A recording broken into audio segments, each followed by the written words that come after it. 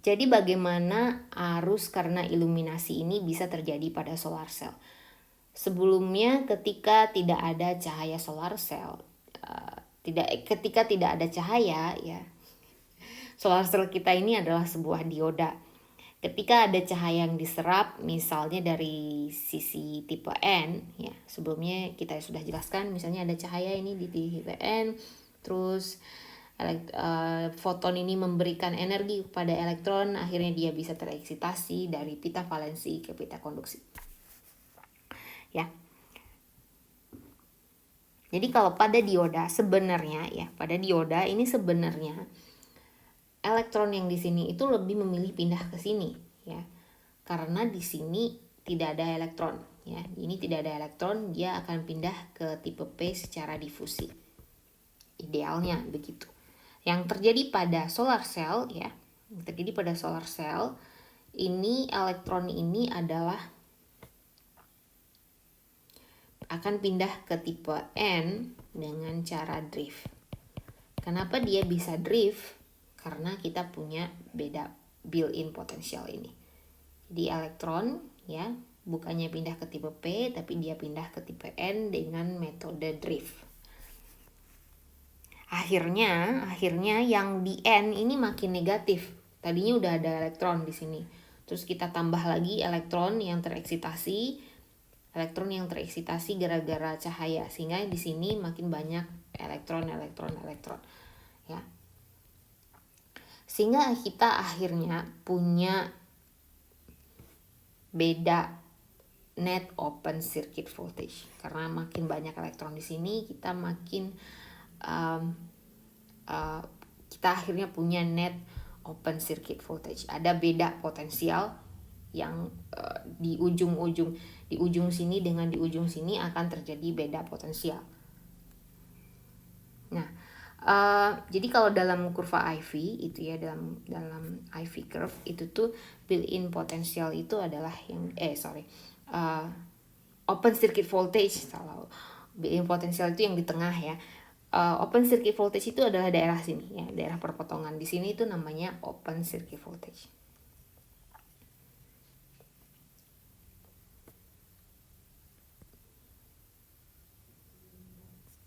Akibatnya apa?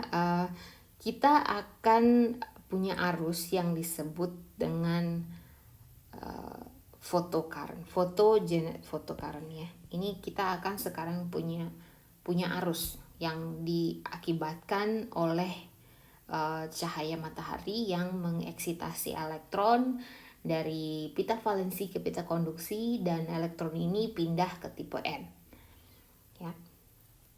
Atau photocurrent atau illumination current tadi yang kita bicarakan. Ini sama dengan illumination current. Illumination current ini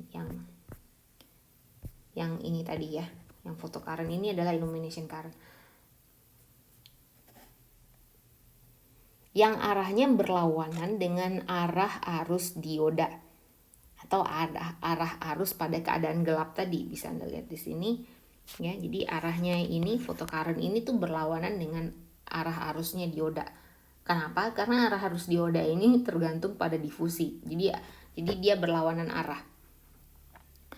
Jadi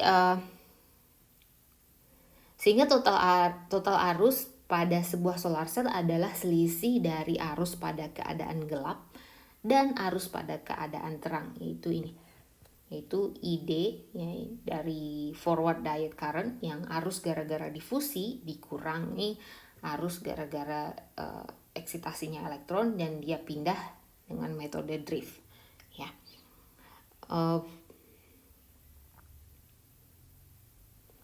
Inilah yang menyebabkan kurvanya itu geser ke bawah ya, karena arah arusnya berlawanan. Jadi sekarang kurva IV curve Anda dari keadaan gelap menjadi terang itu geser ke bawah. Dan dia akan makin geser ke bawah kalau intensitas cahayanya kita perbesar. Nama lain dari foto. Jadi per Jadi di sini ini ya arus gara-gara illumination current ini disebut juga photocurrent ini. Jadi photocurrent ini juga disebut dengan short circuit current. Ini disebut juga dengan short circuit current ya. Jadi short circuit current ini lebih umum dipakai daripada photocurrent ya, yang jumlahnya sebenarnya mereka sama, tapi dalam karakterisasi performa solar cell, short circuit current ini lebih banyak dipakai, atau ISC ini. Jadi open circuit sebelumnya sudah kita bahas ya, yang kalau pada kurva ini adalah ketika I sama dengan 0.